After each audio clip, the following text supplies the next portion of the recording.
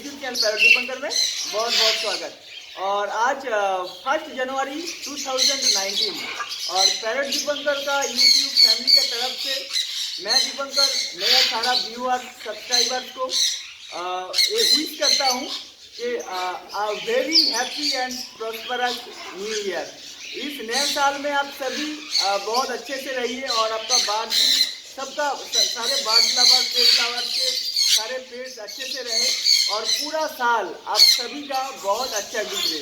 और दादा आप कुछ कहना चाहेंगे? दादा wish you everybody a very happy and prosperous new year. मैं ऊपर तरफ से भगवान से गॉड से प्रे करूंगा आप सभी का बाढ़ पूरे साल के लिए 2019 में काफ़ी अच्छे से रहे, उन लोगों का हेल्थ अच्छा रहे, अच्छे से ब्रीड करे, जो सारा ब्रीडर है अच्छे से ब्रीड भी करे।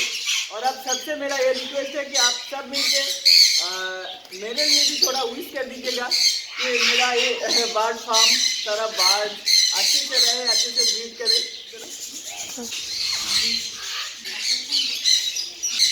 तो बाय फ्रेंड्स, फिर मिलेंगे किसी नया वीडियो नया टॉपिक के साथ। तब तक के लिए बाय फ्रेंड्स।